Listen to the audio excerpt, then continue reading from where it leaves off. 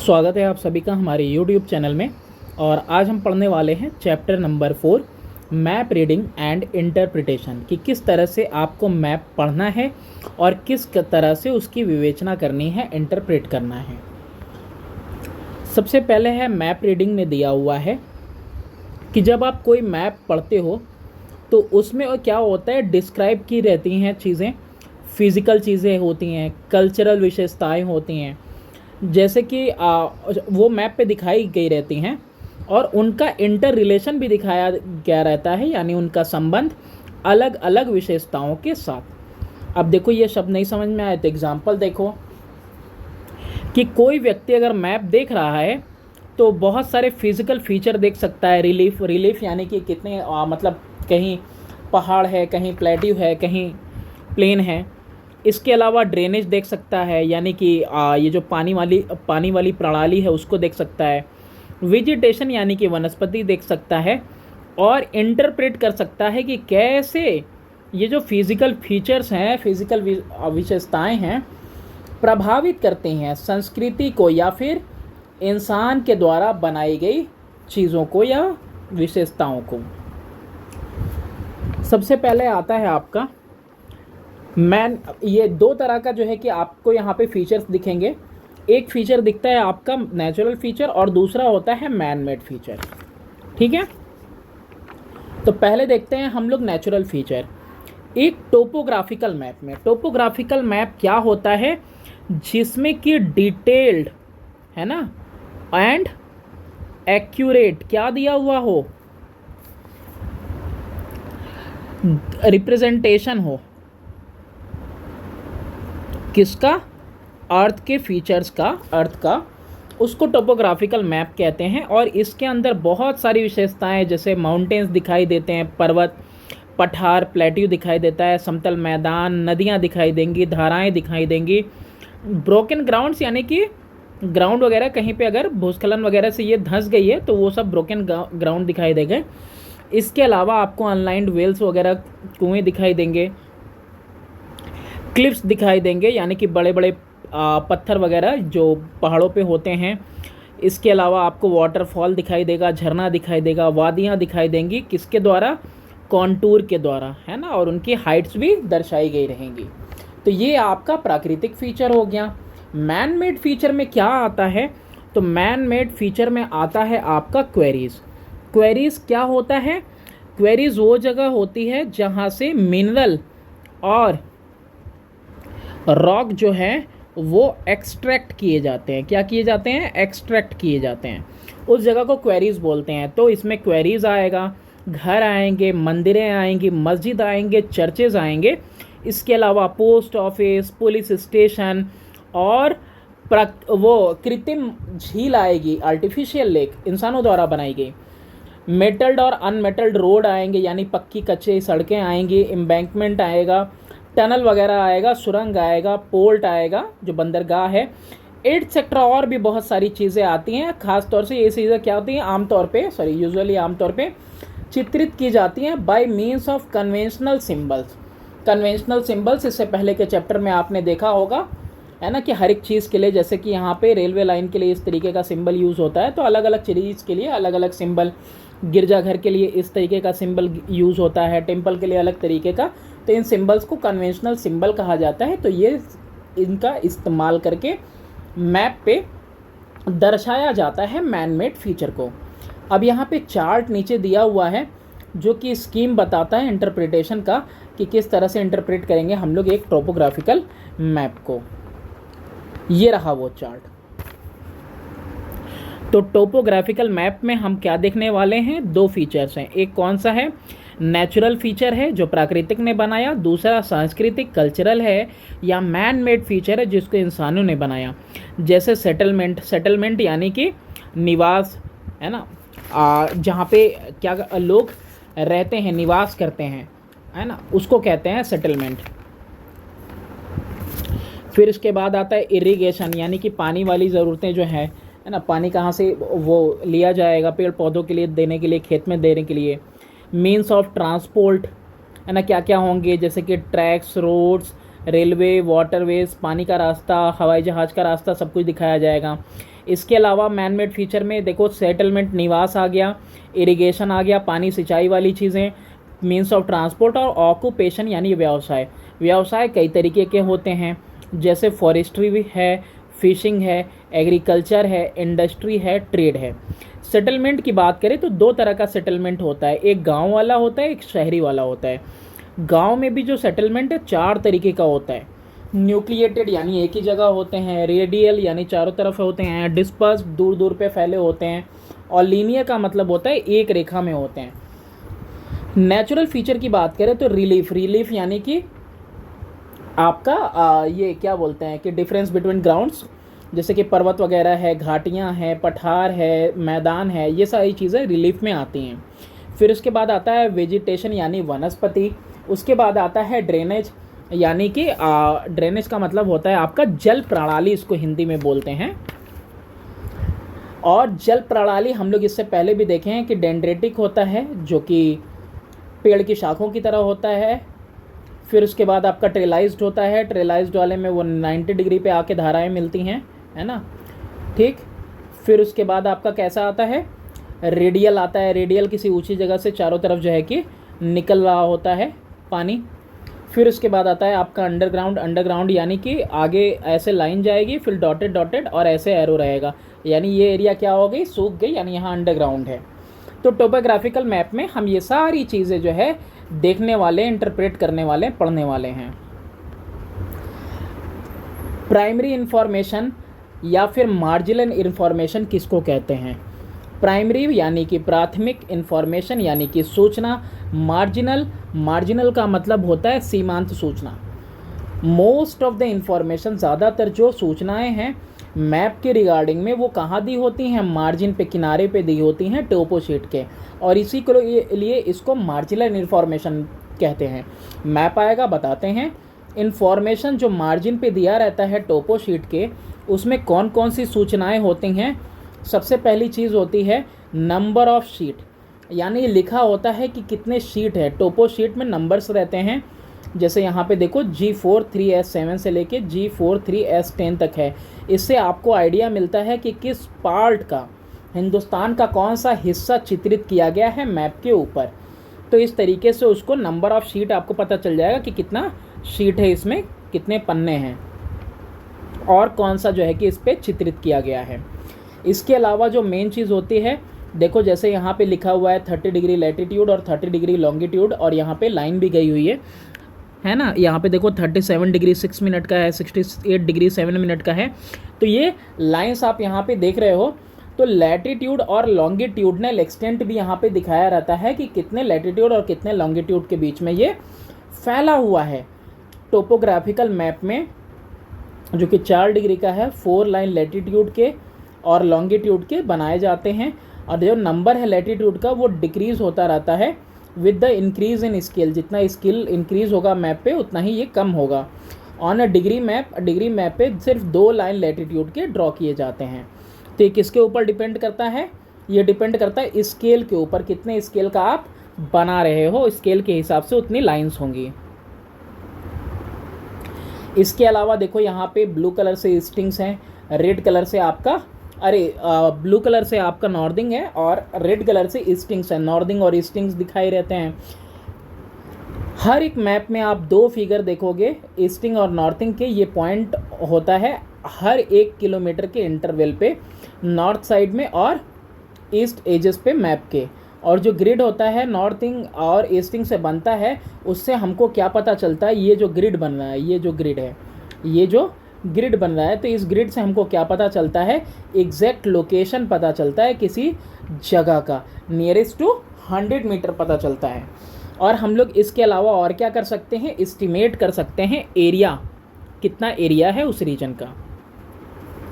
इसके अलावा जो इम्पॉर्टेंट चीज़ है, क्या पढ़ रहे हैं हम लोग पढ़ रहे हैं प्राइमरी इन्फॉर्मेशन या मार्जिनल इन्फॉर्मेशन जो हमको मैप से मिलती है।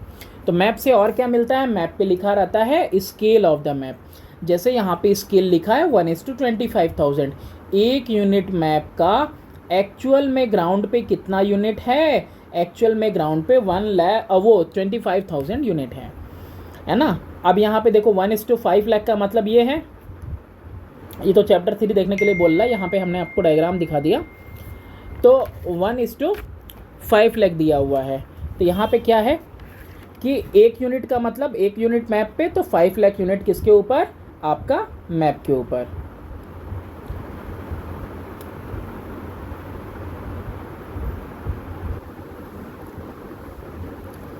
इसके अलावा देखो कॉन्टूर इंटरवल। कॉन्टूर इंटरवल क्या करता है, ये जो है वर्टिकल डिस्टेंस बताता है ना, दो कंसेक्यूटिव कंटूर के बीच में कितना वर्टिकल डिस्टेंस है वो बताएगा। ये डिपेंड करता है स्केल पे मैप के, जितना अमाउंट ऑफ वर्टिकल हाइट होगा, इन्वॉल्व होगा, और जिस पर्पस के लिए हम लोग मैप इस्तेमाल कर रहे हैं उसके ऊपर ये डिपेंड करता है।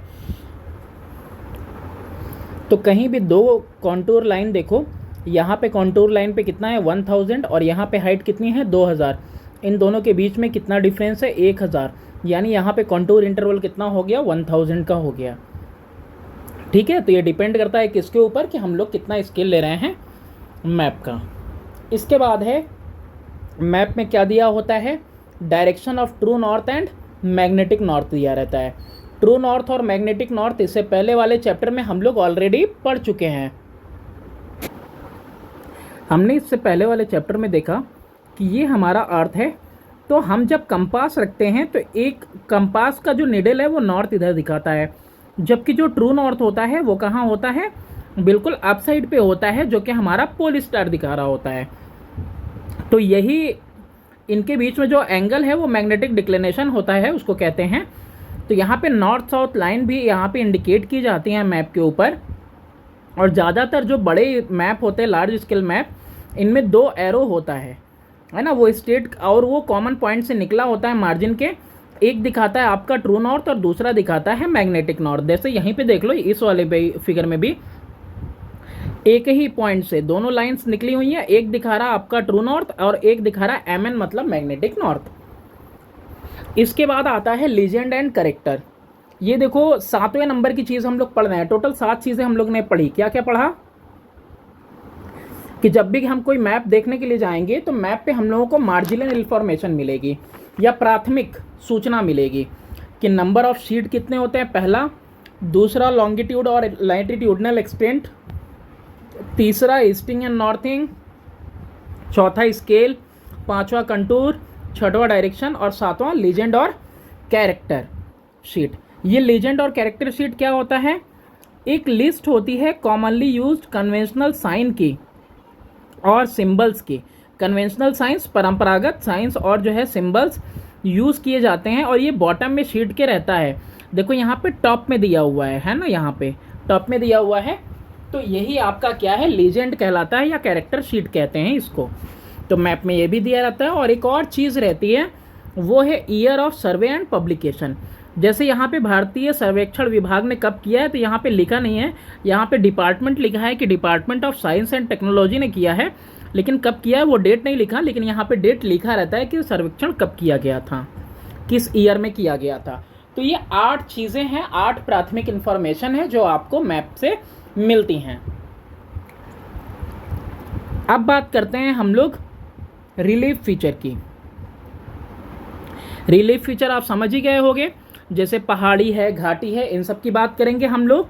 जो रिलीफ फीचर होती है टोपो शीट पे, उसमें क्या होता है, हाईलैंड्स होते हैं, यानी कि ऊंचा ज़मीन का हिस्सा, जैसे माउंटेन्स होते हैं, हिल्स होते हैं, प्लेट्यूज, पठार वगैरह, और लोलैंड्स भी इसमें आते हैं, जिसको कैसे चिन्हा जाता है, आइडेंटिफाई किया जाता है, comparative density of contour line, यानी बहुत ज़्यादा कंटूर लाइन है, बहुत ज़्यादा स्टीपनेस है, कम कंटूर लाइन है तो कम स्टीपनेस है। जैसे यंग वैली का देखो इस तरीके से डायग्राम है, बेसिन को इस तरीके से बनाया हुआ है, फिर हिल इस तरीके से, देख रहे हो ये हाइट इंक्रीज करती जा रही है ना, अंदर में जितना ज़्यादा मतलब उतना ऊंचा हाइट है। फिर उसके बाद यहाँ पे स्कार्प दिखाया गया है, ट्विन पीक्स, 2 पीक्स हैं यहाँ पे, एक ये पीक है, एक दूसरा पीक है, ये मैच्योर वैली है। तो अलग तरीके से जो है आपको रिलीफ फीचर यहाँ पे किससे दिखाया जाता है, कॉन्टूर लाइन से दिखाया जाता है। अब इनमें देखो जो हाईलैंड एरियाज होते हैं, जैसे हिल्स वगैरह होते हैं, इनमें क्या होता है, एक सीधाई होती है, मार्ग रेखा होती है किसकी, रेंजेस की, बिल्कुल लगातार। और जो स्टीपनेस है वो स्लोप का वो होता है, यानी कि कितना ढलावपन है इनमें। लोकेट करो पीक्स को और हिल टॉप्स और टॉप्स को, यानी कि जो चोटियां हैं उनको और जो पहाड़ियों का जो ऊपरी हिस्सा है उसको, जो गैप्स होते हैं दो हिल के बीच में उनको मार्क किया जा सकता है। और यहाँ पे फिर डिटरमाइन करो, यानी पता लगाओ कि वेदर इट इज़ अ पास और सैडल। ठीक है, पास का मतलब तो आप समझते हो, दर्रा बोलते हैं उसको हिंदी में। पास का मतलब, सैडल का मतलब होता है lowest point along a ridge. देखो रिज ना जो है कि ये ऐसे बना, फिर ये ऐसे बना, है ना, ऐसे रिज बनता जाता है, रिज बनता जाता है। तो लोवेस्ट पॉइंट जो होता है रिज में उसको सैडल बोलते हैं। तो ये दर्रा है या ये लोवेस्ट पॉइंट है रिज का, यानी सैडल है, ये पता करो। फाइंड करो एवरेज हाइट उस रीजन की। मैक्सिमम हाइट देखो वो भी जो है कि लोकेट किया जा सकता है किससे, ग्रिड रेफरेंस से, कि सबसे ज़्यादा ऊंचाई कहाँ पे है। कॉन्टूर लाइन है ही, तो कॉन्टूर लाइन से हम लोग क्या करेंगे, मैप पे देख लेंगे कि किस जगह पे सबसे ज़्यादा हाइट है। इसके अलावा जो ऊंची जगह है, हाईलैंड एरिया, जैसे कि पठार होता है, प्लेट्यू, वहाँ पे फाइंड आउट करो कि नेचर कैसा है वहाँ के सरफेस का, यानी कि वहाँ पे जो पृथ्वी है वो कैसी है। वेदर ये रोलिंग अपलैंड है या फिर डिसेक्टेड प्लेट्यू है। रोलिंग अपलैंड के मतलब ऊपर की तरफ लुढ़कता हुआ है, या डिसेक्टेड प्लेट्यू है। डिसेक्टेड का मतलब होता है विच्छेदित, कटा हुआ, है ना, प्लेट्यू है। फाइंड आउट करो किस तरह के पत्थर वहाँ पे अवेलेबल हैं। लो लैंड की बात करें तो वहाँ पे डायरेक्शन फाइंड आउट करो। ग्रेडियंट मतलब ढलान फाइंड आउट करो स्लोप का। Look for the important river, यानी उसमें नदियाँ ढूंढो और उनकी सहायक नदियाँ ढूंढो और उनका कोर्स, यानी वो कहाँ से ओरिजिनेट हुई हैं, मेन रिवर, ट्रिब्यूटरी, और कहाँ से उनका ओरिजिन हुआ है। नोट करो वहाँ पे मिट्टी कैसी है। ये सब किस में आ रहा है, रिलीफ फीचर में। फिर दूसरा आता है, हम लोगों ने अभी पढ़ा है ना, जो हम लोगों ने देखा है अभी, शीट देखिए उसमें, तो नेचुरल फीचर में पहला ही चीज़ रिलीफ पढ़े, अब दूसरी चीज़ ड्रेनेज पैटर्न पढ़ने वाले हैं। ड्रेनेज पैटर्न में 4 आएगा, डेंड्रेटिक, ट्रेलाइज्ड, रेडियल, अंडरग्राउंड। याद रहना चाहिए जैसे जैसे हम लोगों ने देखा। ड्रेनेज यानी कि पानी वाली जल प्रणाली को की बात की जा रही है। देख रहे हो यहाँ पे ये नदी जा रही है, फिर ये सहायक नदियों में जो है यहाँ पे ब्रेक कर रही है ना, ट्रिब्यूटरी है ये, तो मेनली ट्रिब्यूटरी है। तो ड्रेनेज पैटर्न यानी कि जो पानी की प्रणाली है, इसका मतलब ये है कि किस तरह का पैटर्न फॉर्म कर रहा है एक नदी और उसके साथ जो सहायक नदियाँ हैं, कि वो किस तरह से किसी एरिया को पानी दे रही हैं, ड्रेन कर रही हैं। जो ड्रेनेज पैटर्न है, जो तरीका है ड्रेनेज का, वो दिखाता है टोपोग्राफी और पत्थरों का स्ट्रक्चर दिखाता है। यानी कि जहाँ पे नदियाँ आसानी से देखो हैं, वहाँ पे कम पथरीला, जहाँ बहुत ज़्यादा टेढ़ी मेढ़ी है यानी बीच बीच में पत्थर हैं। ड्रेनेज पैटर्न जो होता है पहाड़ी एरिया में या प्लेट्यू में या फिर निचले ज़मीनी स्थल पे, वहाँ पे होता क्या है, वो डिफरेंट रिवर वैली वगैरह से आइडेंटिफाई किया जा सकता है। जैसे कहीं वी शेप्ड वैली मिलेगी, कहीं यू शेप्ड वैली मिलेगी, वाटरफॉल भी, आपको झरना भी मिल सकता है कहीं। तो यहाँ पे जो डेंड्रेटिक ड्रेनेज पैटर्न होता है, डेंड्रेटिक यानी देखो बिल्कुल इसी तरह से ये डेंड्रेटिक है ना, पेड़ की शाखों की तरह, पेड़ की जड़ की तरह। ये जो है इंडिकेट करता है सॉफ्ट सरफेस को, यानी नदियाँ कहीं भी देख रहे हो इधर उधर बह जा रही हैं, सहायक नदियाँ इसमें से निकल रही हैं। तो ये डेंड्रेटिक पैटर्न क्या दिखाता है कि सॉफ्ट सरफेस है, तभी तो पानी आसानी से काट के रास्ता बना रहा है। रॉक मटेरियल कैसा है, सॉफ्ट। ट्रेलाइज्ड ड्रेनेज पैटर्न इंडिकेट करता है कि लाइम स्टोन है। ट्रेलाइज्ड बताया था ना कि मेन रिवर से ट्रिब्यूटरीज कहाँ मिलती हैं, 90 डिग्री पे। तो ये क्या बताता है कि लाइम स्टोन है उस जगह पे। इसके अलावा हम लोगों ने नहीं बात की, लेकिन देखो इसके अलावा इसमें होता है रेडियल। रेडियल में क्या होता है, किसी ऊंची जगह से, कहाँ से, किसी ऊंची जगह से इधर भी पानी को निकल रहा, इधर को भी पानी जा रहा, इधर को भी पानी जा रहा और उधर को भी। तो ये रेडियल वाला पैटर्न हो जाता है। रेडियल के अलावा आपका जो अंडरग्राउंड वाला पैटर्न है वो कैसा है, जैसे नदी जा रही है या कोई स्ट्रीम जा रही है, डॉटेड लाइन से आगे दिखाया जाता है कि वो सूख रही है और एरो लगा रहता है। तो ये क्या दिखाता है, अंडरग्राउंड वाटर को दिखाता है ना, कि अंडरग्राउंड है। नेक्स्ट देखते हैं हम लोग वेजिटेशन और क्लाइमेट के बारे में। तो नेचुरल फीचर में रिलीफ देख लिया, ड्रेनेज देख लिया, आप क्या देखने वाले हैं, वेजिटेशन एंड क्लाइमेट देखने वाले हैं, है ना। नेचुरल में इतनी यही 3 चीज़ें हैं। तो यहाँ पे जो प्राकृतिक वनस्पतियाँ हैं, वेजिटेशन मतलब वनस्पति, वो प्रोवाइड करता है इंडिकेशन, क्या दिखाता है कि वहाँ का क्लाइमेट कैसा है, वहाँ की मिट्टी कैसा है, वहाँ की ज़मीन को किस तरह से इस्तेमाल किया जा रहा है और कैसा व्यवसाय हो रहा है वहाँ पे। फॉर एग्जाम्पल डेसिडस, डेसिडस का मतलब होता है ऐसा फॉरेस्ट, डेसिडस फॉरेस्ट का मतलब एक ऐसा जंगल जहाँ पे पतझड़ आता है, यानी ऐसे जंगल जहाँ पे पेड़ अपने पत्तों को झड़ देते हैं एक वक्त में। तो ये सबसे ज़्यादा वाइड स्प्रेड आपको प्राकृतिक वनस्पति दिखेगी कहाँ पे, पहाड़ियों पे हिंदुस्तान के। तो वहाँ पे कैसे जंगल हैं, ऐसे जंगल हैं जहाँ पे पेड़ अपने लीव्स को शेड कर देते हैं मौसम में। जहाँ पे वनस्पति नहीं है वहाँ दिखाता क्या है कि वहाँ इरोजन आता है, इरोजन यानी कि मिट्टी की कटान है वहाँ पे। बिखरे हुए पेड़ क्या दिखाते हैं, स्कैटर्ड ट्रीज, जो कि लो लैंड एरियाज़ पे हैं, वो दर्शाते हैं कि एग्रीकल्चर होता है यहाँ पे।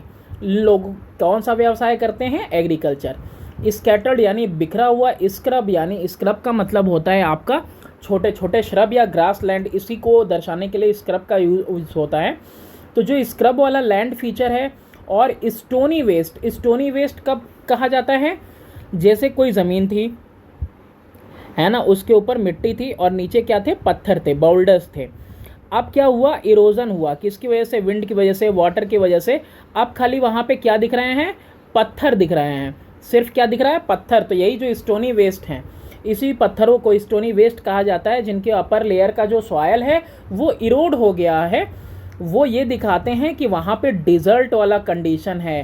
किस कंडीशन है, किसके साथ, पुअर सॉयल के साथ, यानी ख़राब मिट्टी के साथ। सूटेबल है किसके लिए, गोट्स वगैरह, बकरियों वगैरह के लिए, भेड़ वगैरह पालने के लिए, कैमल और हॉर्सेस के लिए। खेती बाड़ी के लिए नहीं है।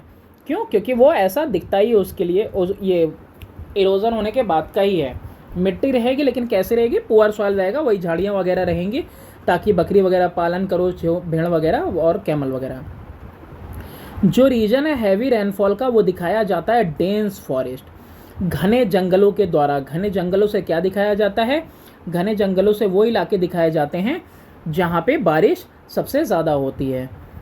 ठीक है, तो यहाँ पे देख ही सकते हो एलिवेशन है, एलिवेशन के बाद यहाँ पे सब कुछ दिखा हुआ है।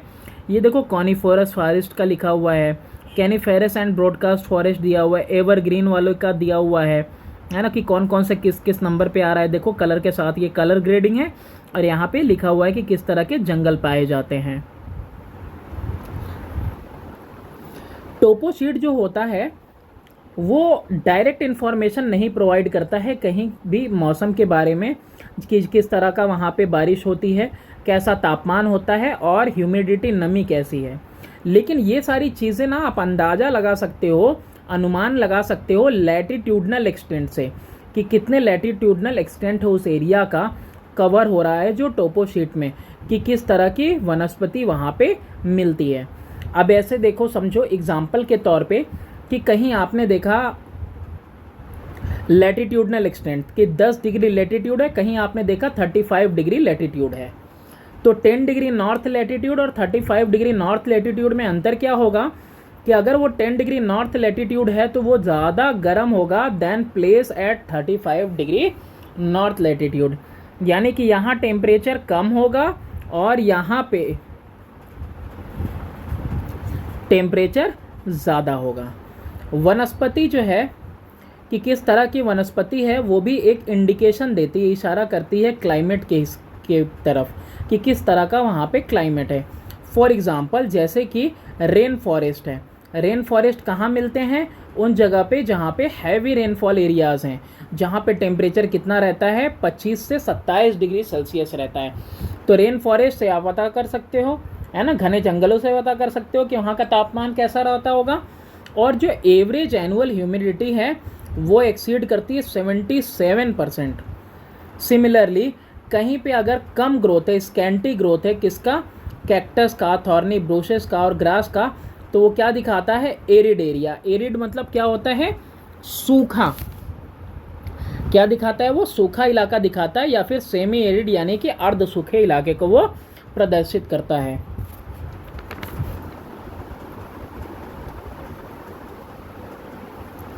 Relationship between physical feature and human activities. अब यहाँ पे जो फिजिकल फीचर्स हैं और इंसानी गतिविधियाँ हैं उनके बीच में हम लोग रिश्ता पढ़ेंगे, रिलेशनशिप। अब ये दोनों एक दूसरे को अफेक्ट करते हैं, बिल्कुल करते हैं, तो कैसे एक दूसरे से संबंधित हैं वो देखते हैं। जो इंसानी गतिविधियाँ हैं, एक्टिविटीज़, जैसे ज़मीन का इस्तेमाल, व्यवसाय करना, व्यापार के रास्ते, व्यापार का केंद्र, ट्रेड सेंटर, और जो निवास है, सेटलमेंट है, और जो पैटर्न है, तरीका है पॉपुलेशन का, वो डायरेक्टली यानी प्रत्यक्ष रूप से नियंत्रित किए जाते हैं, कंट्रोल किए जाते हैं फिजिकल इन्वायरमेंट के द्वारा। फिजिकल इन्वायरमेंट मतलब किस तरह का वहाँ पे इन्वायरमेंट है, आगे आपको और अच्छे से समझ में आएगा। जैसे अगर पहाड़ी एरियाज़ हैं तो पहाड़ी एरिया के आसपास आपको डेंसिटी कम मिलेगी लोगों की, और अगर कहीं नदी के आसपास देखोगे तो नदी के आसपास बहुत ज़्यादा डेंस आपको पॉपुलेशन मिलेगा। ठीक है, तो यही बोल रहा है कि जो रिलीफ फीचर होते हैं वो जो फिजिकल इन्वायरमेंट होता है वो डायरेक्टली कंट्रोल करता है इस चीज़ को, ह्यूमन एक्टिविटीज़ को।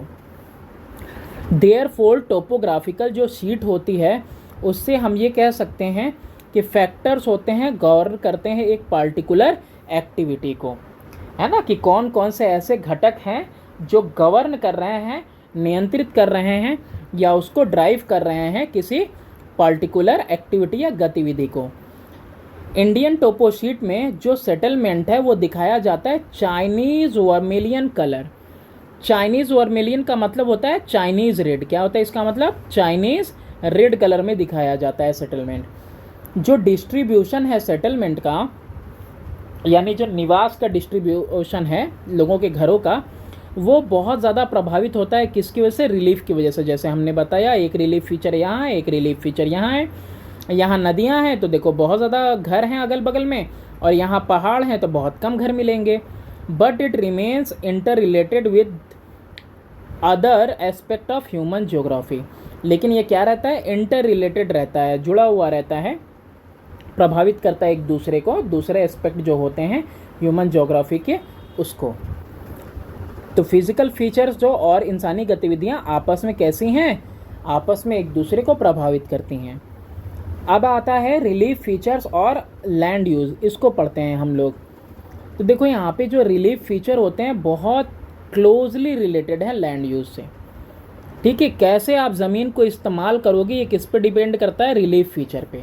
जैसे हमने पहला देखा हाईलैंड एरियाज़, जैसे माउंटेन्स हैं, प्लेट्यू हैं, रिवर वैली यानी नदियों वाली घाटियाँ हैं, इनको डिटरमाइन किया जा सकता है कॉन्टूर के पैटर्न से। कॉन्टूर हम लोग पढ़ चुके हैं चैप्टर नंबर 2। तो अगर वहाँ पे ढेर सारा कंटूर है, नंबर ऑफ कंटूर सफिशिएंट है, काफ़ी मात्रा में है, तो वो फॉलो करेगा इरेगुलर पाथ और उनकी वैल्यू एराइज करेगी 200 से लेके 1000 मीटर तक। तो वो कैसा है? एक प्लेट्यू है। अगर वैल्यू कहाँ हो रही है? वैल्यू 200 से लेके 1000 तक जा रही है, मतलब वो एक आपका प्लेट्यू है। और ऐसे एरिया में वाटरफॉल, नॉल, रिजेज, स्कारपमेंट, अनड्यूलेटिंग का मतलब होता है उबड़ खाबड़ स्लोप, ये सारी चीज़ें आपको ऐसी जगह पे मिल सकती हैं।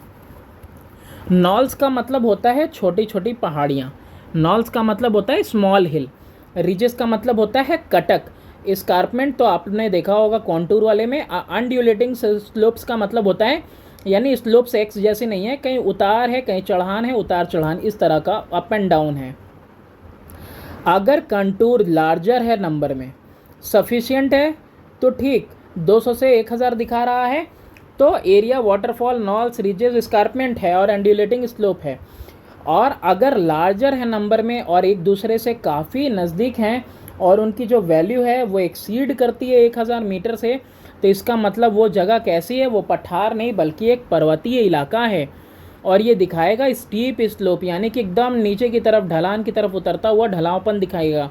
वी शेप्ड वैलीज़ यहाँ पे मिलेंगी, यहाँ पे गॉर्ज मिलेगा, और यहाँ पे वाटरफॉल यानी कि झरने मिलेंगे, और साथ ही साथ वाटर शेड्स मिलेंगे। इसके अलावा और देखो कि अगर कॉन्टूर लार्जर है नंबर में और क्लोज़र हैं एक दूसरे के साथ और उनकी वैल्यू एक्सीड करती है। अच्छा, ये दोबारा आ गया। डेसिडस फॉरेस्ट या मिक्स फॉरेस्ट ये भी आपको देखने को यहाँ पे मिल सकता है।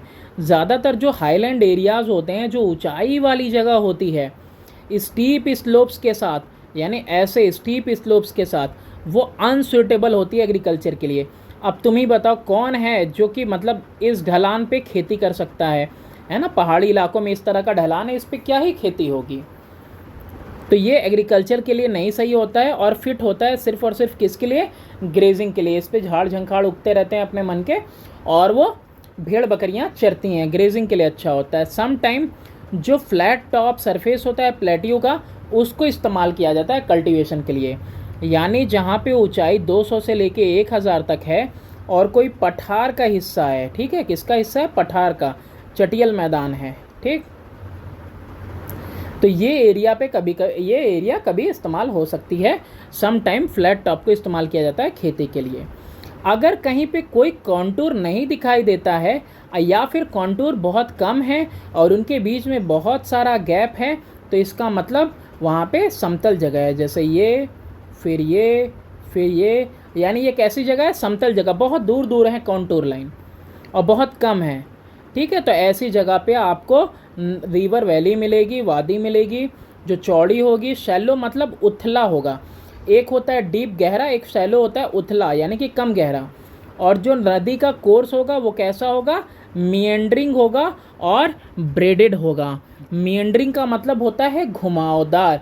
देखो बनाकर दिखाते हैं कहीं,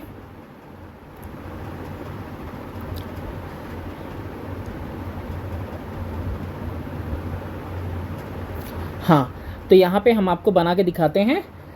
ये घुमावदार, जैसे नदियाँ ऐसे घुमावदार होंगी ऐसी जगह पे, और घुमावदार होने के बाद कैसी होंगी, यहाँ पे ब्रेडेड लिखा है, यानी चोटियों की तरह, जैसे चोटी होती है ना वैसे वैसे चोटी की तरह ब्रेड, जैसे किसी लड़की की चोटी होती है उस तरीके की होंगी, ठीक है। तो इस तरीके से नदियाँ वहाँ पे होंगी। और एविडेंस जो लैंड यूज़ का होगा वो दिखाया जाएगा अलग अलग सिंबल के हिसाब से, यानी कि जो सबूत हैं कि इंसान ज़मीन को किस तरह इस्तेमाल कर रहा है या किस तरह की ज़मीन है, वो चिन्हों से दिखाए जाएंगे टोपोग्राफिकल मैप पे। और वो कौन कौन से चिन्ह होते हैं, यहाँ सिंबल दिया हुआ है, तो यहाँ पे सिंबल दिया हुआ है और यहाँ पे क्या दिया हुआ है कि इस्तेमाल किस चीज़ के लिए हो रहा है लैंड का इस्तेमाल। ओपन स्क्रब है, स्क्रब मतलब मैंने वही बताया, श्रब ग्रासलैंड को दिखाने के लिए स्क्रब है ये वो इलाका जहाँ पे श्रब्स वगैरह मिलती हैं, ग्रास वगैरह मिलते हैं, हर्ब्स वगैरह भी मिलते हैं उस जगह को। तो यहाँ पे किस के लिए इस्तेमाल होता है, ये सिंबल दिखाया जा रहा है। और यहाँ पे ज़मीन किस चीज़ के लिए इस्तेमाल हो रही है, भेड़ बकरियों के पालन पोषण के लिए इस्तेमाल हो रही है, चरने के लिए। इसके बाद स्टोनी वेस्ट सिंबल होता है और ये दिखाता है कि वो ज़मीन सही नहीं है कल्टीवेशन के लिए। शीट रॉक्स भी स्टोनी वेस्ट के जैसे होते हैं, यानी कि पत्थरों की शीट दिखाई देती है, उसके ऊपर पे से भी मिट्टी हट चुकी है, तो ये भी दिखाता है अनकल्टिवेबल लैंड कि इसको आप कल्टीवेट नहीं किया जा सकता, खेती बाड़ी नहीं हो सकती। रॉक आउटक्रॉप भी सिमिलर होता है, ये भी दिखाता है कल्टीवेबल लैंड को। येलो कलर्ड एरिया दिखाता है खेती को, टैंक्स, कैनाल्स, वेल्स और जो ट्यूबवेल्स हैं ये भी निशानदेही करते हैं कि वहाँ पे क्या होता है, खेती होती है। ग्रीन कलर का जो एरिया होता है वो दिखाता है ऑर्किड, अब यानी बगीचा, जंगल, और स्क्रब यानी ग्रासेस, हर्ब, श्रब, ये सारी चीज़ें। तो हम लोग क्या पढ़ रहे हैं, हम लोग देख रहे हैं कि मैप हमको किस किस तरह से क्या क्या इन्फॉर्मेशन देता है, तो वो सब हमने देख लिया हाईलैंड एरियाज़ के लिए। अब देखते हैं लो लैंड एरियाज़ के लिए। तो लो लैंड एरिया में हम लोग देखते हैं कि इसको देखो कैसे आइडेंटिफाई किया जाता है, डिस्टेंट स्पेसिंग से, यानी कि बहुत ज़्यादा दूर दूर जो है कि कॉन्टूर्स हैं, यानी कि वो कैसा है, लो लैंड है। वेल ड्रेन्ड और अनड्यूलेटिंग सपोर्ट करता है किसको, मिक्स फार्मिंग को, है ना। वेल ड्रेन्ड यानी कि जहाँ पे कुओं में पानी हो, और उबड़ खाबड़ वाला जो ज़मीन होता है, अप एंड डाउन जो होता है, वो मिक्स फार्मिंग के लिए अच्छा होता है। वेरी फ्लैट लो लैंड, वहाँ पे क्या हो सकता है, वहाँ पे सीजनल फ्लडिंग आ सकती है ना। बहुत ज़्यादा फ्लैट है और लो लैंड है, बिल्कुल समतल है, तो वहाँ पे क्या आ सकता है, बाढ़ आ सकता है। दिस कैन बी कन्फर्म्ड, इसको कैसे कन्फर्म किया जा सकता है, by noting the presence of broken ground. Broken ground ऐसा होता है, यहाँ पे ये ग्राउंड है और यहाँ पे ये गड्ढा होगा, तो ब्रोकन ग्राउंड से इसको हम लोग पहचान सकते हैं। ब्रोकन ग्राउंड दिखाता है कि यहाँ पे सॉफ्ट सॉयल है, मिट्टी कैसी है, नरम है और ज़्यादातर हैवीली इरोड हो गई है और is found along the banks of the seasonal river. Banks of the seasonal river वो होती हैं वो नदियाँ जो कि सिर्फ मौसम में भरती हैं, तो उनके आसपास क्या हो जाती है, मिट्टी हो जाती है। मिट्टी इन द सेंस वही सेडिमेंट्स वगैरह से पूरा फैल जाता है किनारे किनारे। तो ये जो नदियाँ हैं इस तरीके से ज़मीन बनाती हैं, सॉइल बनाती हैं बगल में, और ये फिर इरोड हो जाता है बाकी मौसम में। It is formed by alternating dry and wet period. और ये फॉर्म कैसे होता है, अल्टरनेटिंग ड्राई और वेट पीरियड, यानी कि सूखा और गीले वक्त की वजह से। मतलब ये कि मौसम बदलता रहता है, कभी बारिश होगी नदियाँ भर जाएंगी और किनारे मिट्टी आ जाएगी, फिर बारिश नहीं होगी सूखा पड़ जाएगा, उसकी वजह से मिट्टी क्या हो जाएगी, ब्रेक कर जाएगी, जिसको वेदरिंग भी कहते हैं। 9th क्लास में वेदरिंग आपने पढ़ा होगा। तो सॉइल वगैरह क्या करता है, क्रैक कर जाता है और ब्रेक कर जाता है। इंटेंसिव यूज़ यानी बहुत ज़्यादा ज़मीन का इस्तेमाल एग्रीकल्चर के लिए वो दिखाया जाता है कैनाल्स के प्रेजेंस के हिसाब से। नहर जो होती है, नहर दिखाता है कि आसपास के इलाकों में क्या किया जा रहा है, खेती बाड़ी हो रही है। टैंक्स वगैरह भी वही चीज़ दिखाता है और ट्यूबवेल भी यही चीज़ दिखाता है कि आसपास का इलाका कैसा है, एग्रीकल्चरल है, तभी तो ये सारी चीज़ें मौजूद हैं। और जो प्रेजेंस है ड्राई स्ट्रीम्स का यानी सूखी धाराओं का, सूखे तालाब हैं, सूखे कुएं हैं, ये एक ऐसा एरिया दिखाते हैं जहाँ पे बहुत कम बारिश होती है या फिर जो इलाका कैसा है, सूखा है, जहाँ पे कल्टीवेशन पॉसिबल नहीं है, खेती बाड़ी नहीं हो सकती है। रिवर्स, ये किसकी बात कर रहे हैं हम लोग, रिलीफ फीचर और लैंड यूज़ पढ़ रहे हैं। तो हाईलैंड एरियाज़ पढ़ा, लो लैंड एरियाज़ पढ़ा, अभी रिवर्स के बारे में देखते हैं। जो कोई भी नदी होती है अपने अपर कोर्स में, अपर कोर्स मतलब बिल्कुल जब पर्वत से निकल रही होती है, वो नीचे स्टीप स्लोप्स की तरफ आती है, बिल्कुल ढलान की तरफ आती है, तीखा ढलान, तो कल्टीवेशन यहाँ पे पॉसिबल होता नहीं है। एक जो मेंडरिंग रिवर होता है, मेंडरिंग वही घुमावदार जो नदी होती है, वो इंडिकेट करती है कि वहाँ पे कैसा ग्रेडियंट, वहाँ पे फ्लैट ग्रेडियंट है, यानी ढलान कैसा है, फ्लैट है ना, समतल है। और रिवर प्लेन जो है सूटेबल है किसके लिए, एग्रीकल्चर के लिए। घुमावदार यही दिखाता है फ्लैट ग्रेडियंट को। और जो फ्लड प्लेन होता है नदियों का, वो ज़्यादातर कैसा होता है, फर्टाइल होता है और इंडिकेट करता है कि यहाँ पे बहुत ज़्यादा खेती होती है। सेटलमेंट जो होता है जनरली कहाँ पे पाया जाता है, नदी के किसी साइड में पाया जाता है जहाँ पे इरिगेशन पॉसिबल है। और इसीलिए सारी के सारी जो शहर बसे हैं मोस्टली कहाँ बसे हैं, नदियों के किनारे बसे हैं। ये आपकी नदी है और इसके किनारे सेटलमेंट्स हैं। कोई भी देख लो, इलाहाबाद देख लो, बनारस देख लो, कहीं भी देख लो आप, तो सब कहाँ बसे हुए हैं, ज़्यादातर नदियों के किनारे। इरिगेशन दिखाता जाता है किसके द्वारा, कैनाल्स, नहरों के द्वारा। पेरेनियल वेल्स यानी कि साल भर जो भरे हुए कुएं होते हैं उनके द्वारा। बहुत सारे कॉजवेज भी दिखते हैं। अब ये कॉजवेज क्या होता है आपका, पत्थर के फर्श को बोलते हैं कॉजवेज।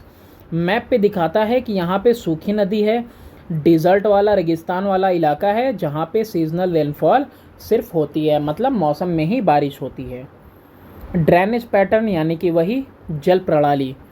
ड्रेनेज जो होता है प्रणाली, जल प्रणाली किसी एरिया की, वो रेफर करती है to the study of main river and their tributary, कि वहाँ पे मुख्य नदी कौन सी है और सहायक नदियाँ कौन कौन सी हैं, उनका साइज़ कैसा है, वो किधर को बह रही हैं, डायरेक्शन, और ड्रेनेज बेसिन। इसके अलावा स्लोप वैली का जो घाटी है वहाँ का स्लोप कैसा है, एंड अदर वाटर बॉडीज़। और दूसरा जो है पानी के वाटर बॉडीज़ जैसे कि झील होता है, टैंक होता है, पॉन्ड होता है, रिजर्वायर होता है ना, रिजर्वायर मतलब वही तालाब कुंड वगैरह होता है। स्टडी जो होता है ड्रेनेज पैटर्न का, वो क्या इंडिकेट करता है, इंडिकेट करता है कई तरीके के डेंड्रेटिक पैटर्न, जैसे वहाँ कम था लेकिन यहाँ सारा है, कि एक डेंड्रेटिक पैटर्न कैसा दिखाएगा, सॉफ्ट रॉक सरफेस दिखाएगा, है ना, सूटेबल रहेगा एग्रीकल्चर के लिए। डेंड्रेटिक वही इस तरीके का, ठीक है, ये डेंड्रेटिक हो गया। ट्रेलाइज्ड दिखाता है कि वहाँ पे लाइम स्टोन है, और वो अनसुटेबल है खेती बाड़ी के लिए, यानी कि मुख्य धारा से बाकी धाराएं कितने पे मिलेंगी, 90 डिग्री पे मिलेंगी। रेडियल पैटर्न ड्रेनेज का कहाँ से है, हाईलैंड, यानी कि कहीं पे ऊंचाई जगह है वहाँ से हर तरफ पानी जा रहा है। ठीक है, तो ये हो गया आपका रेडियल पैटर्न। डिसअपियरिंग स्ट्रीम, यानी कि ये नहर जा रही है और इसके ये धारा जा रही थी और फिर आगे डॉट डॉट दिखा दिया, ये डिसअपियरिंग स्ट्रीम। ये दिखाता है कि वहाँ पे सूखा है, वहाँ पे बलुहट मिट्टी है और जो कि खेती के लिए सही नहीं है। और कहीं कहीं पे जहाँ पे पेरेनियल रिवर होती हैं, ऐसी नदियाँ जो साल भर पानी से भरी रहती हैं, अपनी सहायक नदियों के साथ, जहाँ बांध हैं, जहाँ नहर है, वो दिखाता है कि वो इलाका कैसा है, एग्रीकल्चरल एरिया है और वहाँ पे पानी मौजूद होता है, किसके द्वारा, नदियों के द्वारा इरिगेशन के लिए। और जो प्रेजेंस है नॉन पेरिनियल रिवर का, यानी ऐसी नदियाँ जो सिर्फ बारिश में भर जाती हैं बाद में सूख जाती हैं, और ऐसी धाराएं वो दिखाती हैं कि कोई इलाका कैसा है, मॉडरेट है। मॉडरेट का मतलब संयमित, ना ज़्यादा बारिश होती है ना कम बारिश होती है, या फिर कह सकते हो लो रेनफॉल, नहीं कम हो सकता है, यहाँ लिखा है। मॉडरेट मतलब नियमित। ऐसे एरियाज़ में मैन मेड रिसोर्सेज जो इरिगेशन के वेल्स, कैनाल्स, टैंक्स, वो भी आपको देखने को मिलते हैं। इन लाइमस्टोन एरिया, लाइमस्टोन एरिया में जो धाराएं होती हैं ना, स्ट्रीम्स होते हैं, वो सडनली क्या होते हैं, बिल्कुल गायब हो गए। कैसे हो गए, बिल्कुल गायब हो गए सडनली। ठीक है, वो गायब हो जाते हैं, बिल्कुल वही वाली बात कह रहा है, डिसअपियरिंग स्ट्रीम की तरह। अब दूसरा बात करते हैं यहाँ पे रिलीफ। पहला तो था, हमने देखो शुरुआत की किस चीज़ की, रिलेशनशिप पढ़ रहे हैं हम फिज़िकल फीचर और ह्यूमन एक्टिविटी के बारे में। तो हमने रिलेशनशिप देखा फिज़िकल फीचर के और ह्यूमन एक्टिविटीज़ के साथ, कि कैसे हाईलैंड एरियाज़ होते हैं तो कैसे पहाड़ियाँ वगैरह वो सब दर्शाए जाते हैं, कहाँ खेती हो सकती है कहाँ नहीं।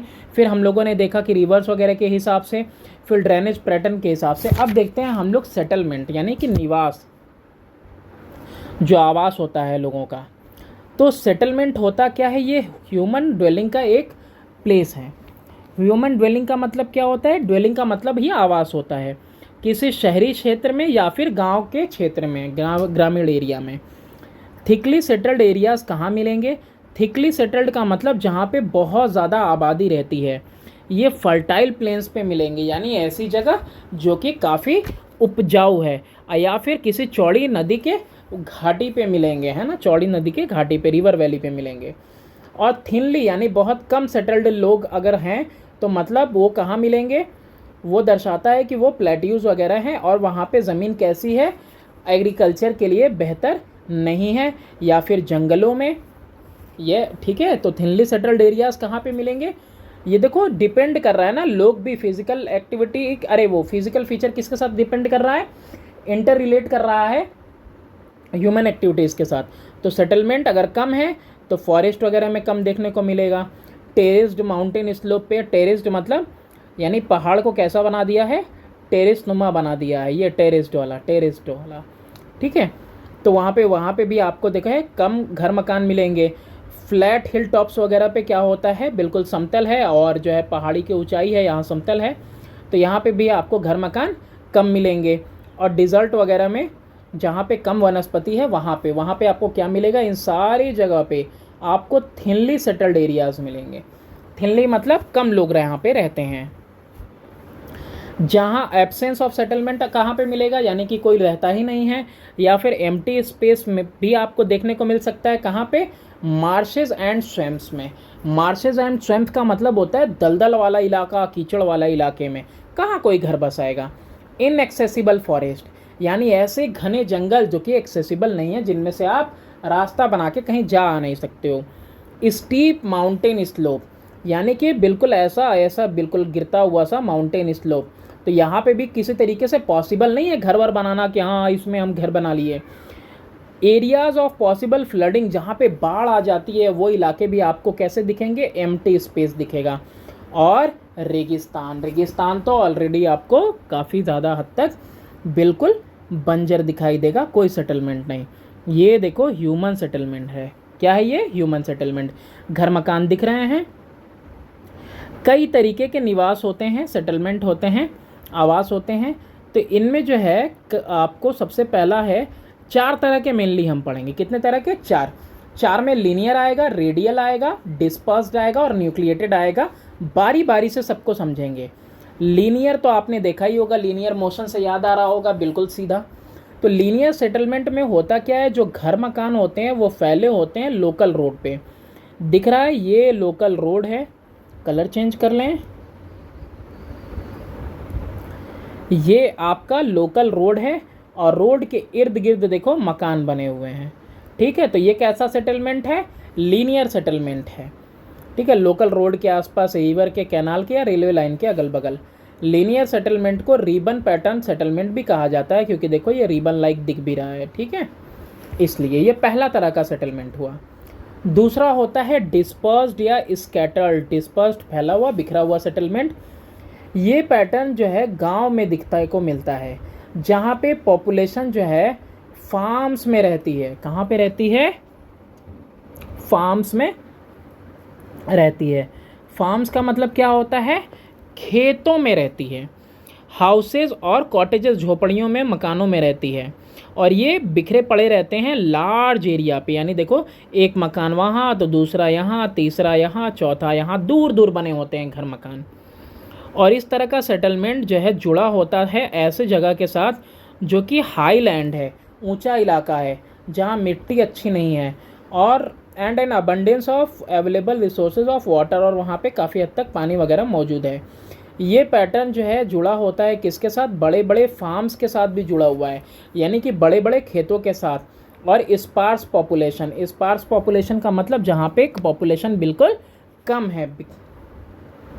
और ये सेटलमेंट दिखाया जाता है सर्वे मैप पे किसके द्वारा? रेड स्क्वायर्स के द्वारा, ओवर अ वाइड एरिया। एक बड़े से स्क्वायर पे देखो सिर्फ 4 है यहाँ पे उसी तरीके से 1 2 3 4 5 6 7 8, और फिर यहाँ पे 4 है, फिर यहाँ पे 4 इधर दिखाया हुआ है।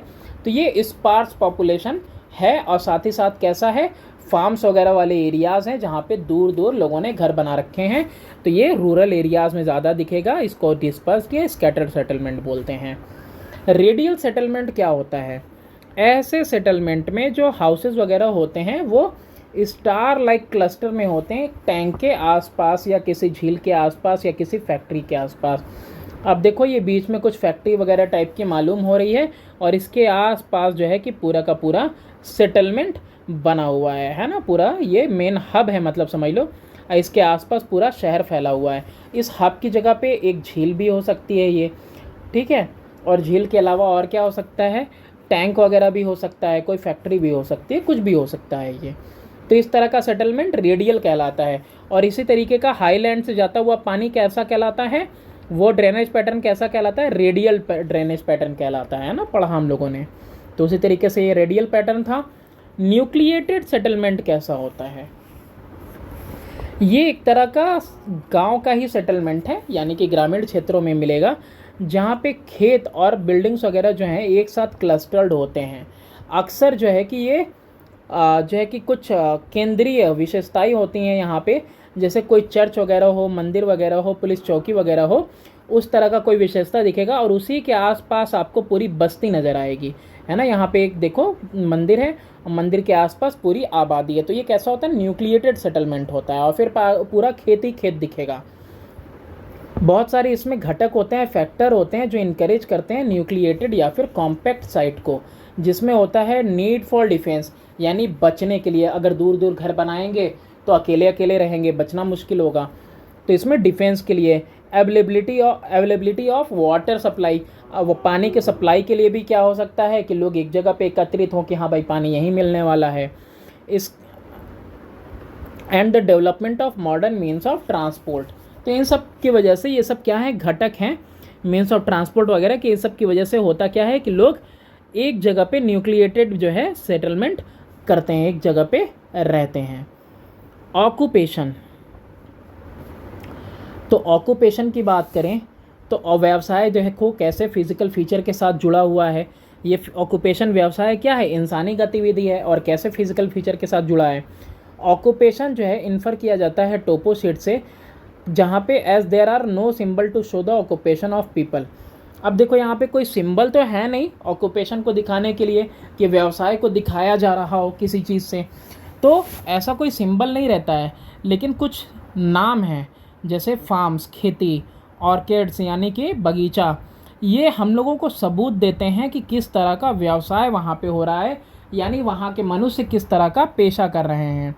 The following list shows how we can get information about the occupation of people from a topo sheet. तो यहाँ पे लिस्ट जो है आपको दिखा रही है कि कैसे हम लोगों को इन्फॉर्मेशन मिल सकती है लोगों के व्यवसाय के बारे में। तो देखो यहाँ पे कलर ग्रेडिंग के साथ पता चल रहा है कि लोग कौन कौन सा करते हैं काम। तो यहाँ पे ग्रीनरी वगैरह हो, चाहे येलो कलर हो तो वो एग्रीकल्चर दिखा देगा, टैंक वगैरह क्या दिखा देगा कि एग्रीकल्चर हो रहा है, डिज़र्ट वगैरह के लिए अलग ही होगा, हाईलैंड वगैरह जहाँ ग्रेजिंग एरियाज़ हैं अलग कलर से दिखाया जाएगा, पता चल जाएगा वहाँ ग्रेजिंग होती है। तो इस तरीके से तो यहाँ पे आपको ऑक्यूपेशन है और एविडेंसेस हैं।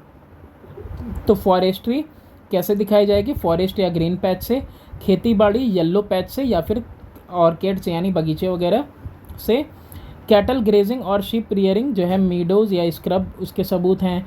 क्वेरिंग और माइनिंग कैसे पता चलेगा कि वहाँ पे माइंस और क्वेरीज होंगे। तो व्यापार कैसे पता चलेगा कि सेटलमेंट है कहीं मेन रोड के पास, बंदरगाह के पास, नदी के पास, तो इसका मतलब वहाँ व्यापार हो रहा है। फिर जैसे फैक्ट्रीज़ हैं कहीं पे माइंस है, अगर हमने मैप पे दिखा दिया मतलब वहाँ पे इंडस्ट्रियल डेवलपमेंट है। गोल्फ कोर्सेज़ हैं, पार्क हैं और राइफल रेंजर्स है एक्सेट्रा है, तो इसका मतलब वहाँ पे मनोरंजन भी हो रहा है और सांस्कृतिक विकास भी हो रहा है। तटीय इलाका है, झील है, नदी है, तो मतलब वहाँ पे क्या हो रहा है, मछली वगैरह, मछली का पालन हो रहा है। तो इसीलिए जो ऑक्यूपेशन है लोगों का एक एरिया का वो इन्फर किया जाता है। टोपोग्राफी कैसी है ज़मीन की, साइज़ कैसा है सेटलमेंट का, क्वेरीज और माइंस हैं कि नहीं है, कम्युनिकेशन नेटवर्क कैसा है जो कि इंडिकेट करता है व्यापार को, और वाटर बॉडीज़ कैसी हैं जैसे नदियां हैं, झील है, पॉन्ड है, कैनाल है, ये सब।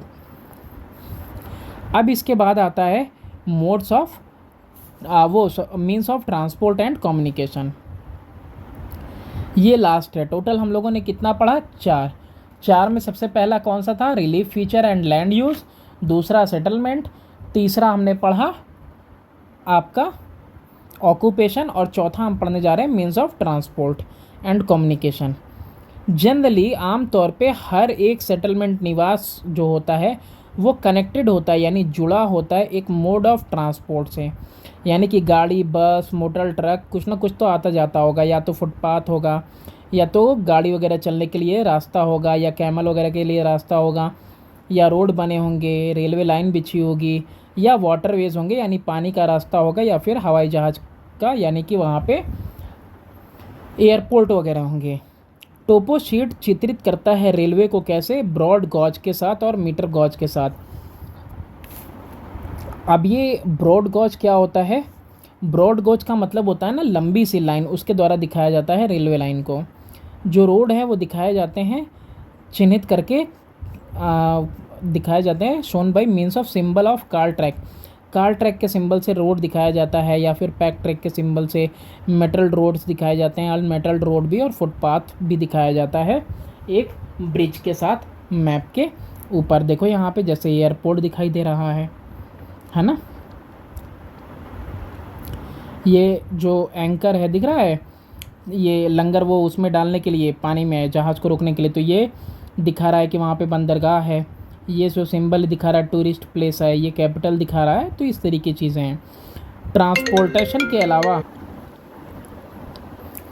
तो जो ट्रांसपोर्टेशन है इसके अलावा बहुत से माध्यम होते हैं कम्युनिकेशन के भी, बातचीत के भी, जैसे कि पोस्ट ऑफिस होता है, टेलीफोन लाइन होता है, ये भी सब टीपो शीट पे दिखाया जाता है। एक बहुत ही close network means of transport का और कम्युनिकेशन का दिखाता है कि वहाँ पे इकोनॉमिक प्रॉस्पेरिटी है। क्लोज नेटवर्क ट्रांसपोर्टेशन का और कम्युनिकेशन का है, मतलब वहाँ पे क्या हो रहा है, आर्थिक स्थिति बेहतर है, फल फूल रही है उस एरिया की। अब यहाँ पे हम लोग पढ़ने वाले हैं एनालिसिस। एनालिसिस का मतलब अब हम विवेचना करेंगे, यानी जो चीज़ें हम लोगों ने पढ़ी हैं उसको एक टोपोग्राफिकल मैप से हम उन चीज़ों का यहाँ पे विश्लेषण करेंगे।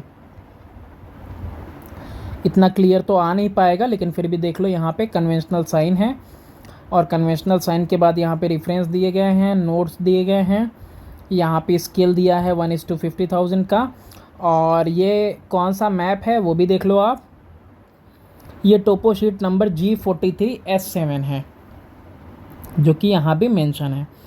एरिया की बात करो कि कितना एरिया है इसके बीच में, तो ये जो एरिया है ना, ये एरिया वेस्टर्न पार्ट है, इंडिया का पश्चिमी हिस्सा है। ये राजस्थान और गुजरात के बॉर्डर के पास का है। और जो ज़िला है वो कौन सा है, बनासकांठा गुजरात का और सिरोही राजस्थान का, ये वो एरिया दिखा रहा है। लॉन्गिट्यूडनल और ये लैटिट्यूडनल एक्सटेंट कितना है, 24 डिग्री 15 मिनट नॉर्थ से लेके 24 डिग्री 30 मिनट नॉर्थ तक। और उसके बाद लैटिट्यूड कितना है इसमें, 72 डिग्री 15 मिनट ईस्ट से लेके 72 डिग्री 30 मिनट ईस्ट तक है। ठीक है,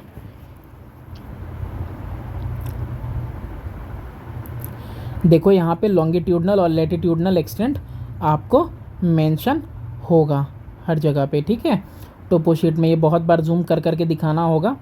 30 डिग्री 15 मिनट दिख रहा है, तो ये काफ़ी मुश्किल होगा बार बार दिखाना, तो हम लोग इसको जनरली पढ़ते चलते हैं।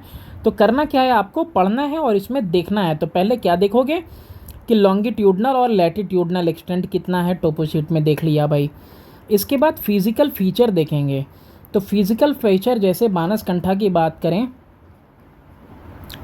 तो कैसा फिजिकल फीचर है यहाँ पे कि यहाँ पे जो डिस्ट्रिक्ट है यहाँ पे डाइवर्स लैंडस्केप है। डाइवर्स मतलब बहुत ज़्यादा भिन्न भिन्न तरह के, यानी यहाँ पे पर्वत पहाड़ियाँ भी हैं नॉर्थ ईस्ट में, और यहाँ पे इंटर माउंटेन वैली भी है। इंटर माउंटेन वैली का मतलब होता है परिनिधि पे जो वैली होती है, घाटी, वो है। इसके अलावा पिडमॉन्ट जोन है। पिडमॉन्ट जोन क्या होता है, वो ये प्लेट्यू होता है कोस्टल प्लेन और अपलेंशियन माउंटेन, वो पर्वत और ये कोस्टल प्लेन के बीच में, उसको बोलते हैं पिडमॉन्ट जोन।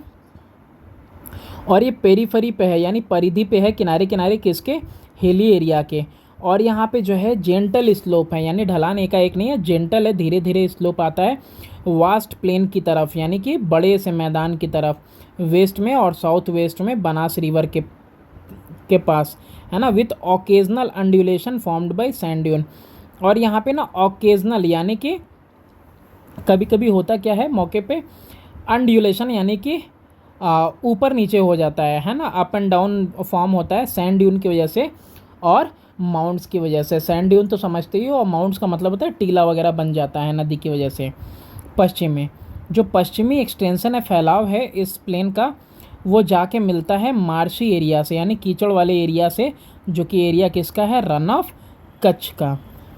और रिलीफ के हिसाब से यहाँ पे 3 डिस्टिंक्ट रीजन मिलते हैं टोपो शीट पे देखने को। एक तो मिलता है ईस्टर्न रॉकी हाईलैंड, ठीक है, ये आपको मिलेगा कॉन्टूर लाइन से। ऐसे तो इसमें बहुत अच्छे से समझ में नहीं आएगा, लेकिन फिर भी हम लोग देख लेते हैं कि क्या क्या मिला हमको इसमें। जो पूर्वी पथरीला जो हाईलैंड है वो कैसा है, वो पर्वतीय इलाका है। वहाँ पे हाई और रग्ड, वो हाईलैंड है और रग्ड है। रग्ड का मतलब क्या होता है, ऊबड़ खाबड़, ठीक है, ऊबड़ खाबड़ वाला एरिया है ना। जो पर्वत वगैरह यहाँ पे हैं इस रीजन में, वो साउथ वेस्टर्न एक्सटेंशन में फैले हुए हैं। अरावली माउंटेन चेन है वहाँ पे, और वहाँ से क्या है, नॉर्थ ईस्ट और साउथ वेस्ट एक्सटेंशन तक हैं। और डायरेक्शन में, इस डायरेक्शन में क्या है, नदी फ्लो कर रही। ये इतना कॉम्पैक्ट फॉर्म में है कि दिखाना मुश्किल है। यहाँ पे जो नॉर्थ ईस्टर्न पार्ट में, नॉर्थ ईस्टर्न समझ सकते हो तुम, उत्तर पूर्वी इलाका है, वहाँ पे 600 मीटर तक की पहाड़ियाँ हैं। वहाँ पे जो 2 हिल यहाँ पे मेंशन है टोपो शीट के अंदर, वो एक जेसौर हिल है, ये पहाड़ी है, और ज्वार हिल है। अब इसमें जूम करके देखना मुश्किल है, कॉन्वेंशनल साइन भी बहुत धीमे दिखाई दे रहे, छोटे दिखाई दे रहे हैं, और नोट्स भी। जो जेसौर हिल है ये 2nd हाईएस्ट चोटी है गुजरात की, और ये घने जंगलों से घिरा हुआ है। मुख्य रूप से यहाँ पे बैम्बूज हैं, है ना, बांस। और it is also known as शताब्दो as it contains of ranges. यहाँ पे रेंजेस हैं, यानी पर्वतमाला है, इसीलिए इसको शतपादो भी बोलते हैं, शतपदो। और जो पूर्वी इलाका है वडगाम तालुका का, वो भी कैसा है, वो हिली एरिया है ना, अटल के पास। और यहाँ पे एक पर्वत आपको मिलेगा वो पहाड़ी मिलेगी जिसका नाम क्या है, देयर इज़ अ हिल। हिल किसका है, पंसवल का। और जो हिल स्लोप्स हैं यानी जो ढलान है पहाड़ों के, उस पे बहुत सारे क्लिफ्स हैं यानी बड़े बड़े पत्थर हैं। जो हिली एरिया है डिसेक्टेड है यानी कि विच्छेदित है, अलग है किससे, बहुत सारी धाराओं से। यानी हिली एरिया, इधर एक हिल, तो ये डिसेक्टेड है किससे, धाराओं से। जो ज्वाइन करता है बाद में धाराएं, ये ज्वाइन करते हैं किसको, बानस रिवर को साउथ के अंदर, दक्षिण के अंदर, और खरिया नदी को उत्तर के अंदर। बहुत सारी जगह पे आपको लोअर हिल स्लोप मिलेंगे, रॉक आउटक्रॉप भी मिलेंगे। लोअर हिल स्लोप के साथ साथ ये रॉक आउटक्रॉप का मतलब ये है कि पत्थर वगैरह मिलेंगे, दिखाई देंगे, यानी कि वो एरिया कैसा है, सूखा है। यहाँ पे थोड़ा सा स्लो हम हो गए हैं, ये मानता हूँ मैं। लो लैंड की बात करें, अभी तो हाई लैंड की बात कर रहे थे।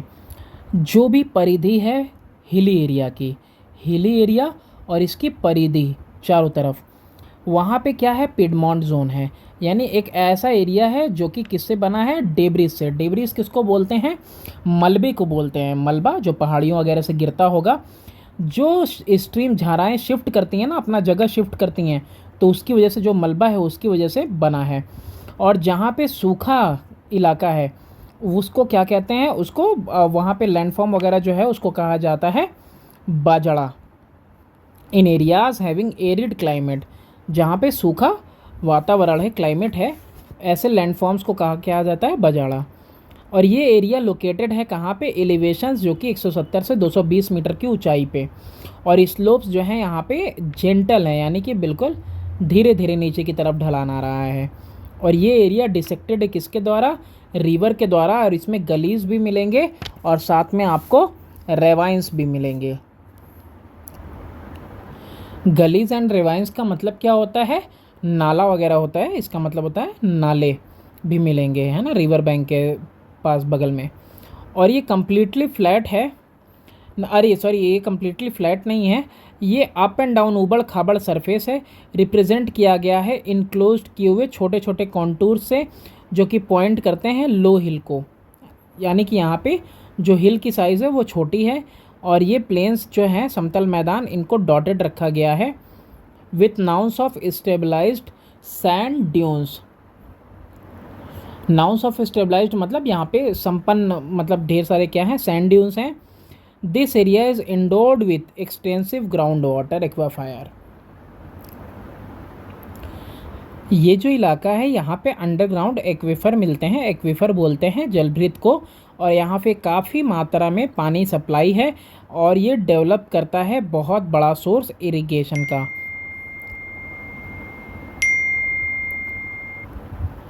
अब देखते हैं पश्चिमी सलाइन एरिया। तो ये पश्चिमी सलाइन एरिया क्या हाँ है, ये पश्चिम में बलराम नदी के पास है और वहाँ से लेके दक्षिण में बानस नदी तक है। और यहाँ पे जो हाइट है इसकी, यहाँ पे जो बालू के टीले पहाड़ हैं उनकी हाइट है 9 से लेके 14 मीटर तक की। और इनको देखा जा सकता है 9R लिखा है, 10R लिखा है, 12R, 14R, 15R, इस तरह से ये मार्क्ड है टोपो शीट में। इसको जूम करने पे कहीं दिखाई देगा, इसमें नहीं दिखेगा क्योंकि ये लो क्वालिटी का इमेज है। ड्रेनेज पैटर्न की बात करें जल प्रणाली की, तो जल प्रणाली कैसे ड्रेन हो रही है ज़मीन, बानस नदी है, बलराम नदी है, खरिया नदी है।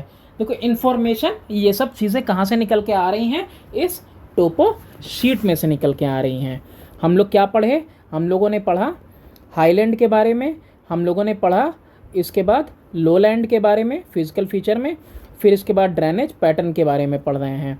बानस नदी बहती है स्वैम्प लैंड में। स्वैम्प लैंड क्या, ये वही एरिया है दलदल कीचड़ वाला जो कि रन का एरिया है, रन ऑफ कच्छ का। फिर उसके बाद उत्तर पूर्वी इलाका जो गल्फ ऑफ कच्छ है वहाँ तक है ये नदी, बानस नदी बहती है। और ये किधर जाती है, उत्तर पूर्वी दिशा से दक्षिण पश्चिमी दिशा तक जाती है ये नदी, इस तरफ जाती है नदी का जो डायरेक्शन है। बानस नदी के पास दो राइट बैंक ट्रिब्यूटरी हैं, एक सरोद है और दूसरा अरादो नदी है, और लेफ्ट बैंक ट्रिब्यूटरी है जिसका नाम क्या है, बलराम नदी। ठीक है, तो इस बानस नदी की दो सहायक नदियां कौन कौन सी हुई, सरोद और अरोदा हुई, और एक लेफ्ट बैंक ट्रिब्यूटरी है जिसका नाम क्या है, बलराम नदी है। बानस नदी का जो है चौड़ाई है विड्थ के साथ वो कितना है, 1/4 है 2/1 किलोमीटर, 1/4 से लेके 1 किलोमीटर तक का है।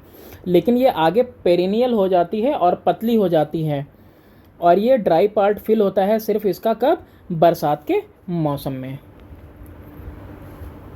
फिर बात करें ड्रेनेज में, एक सीपू नदी है, ये एक सहायक नदी ही है बानस नदी की, जो कि बहती है उत्तर पूर्वी इलाके से लेके दक्षिण पश्चिमी इलाके तक।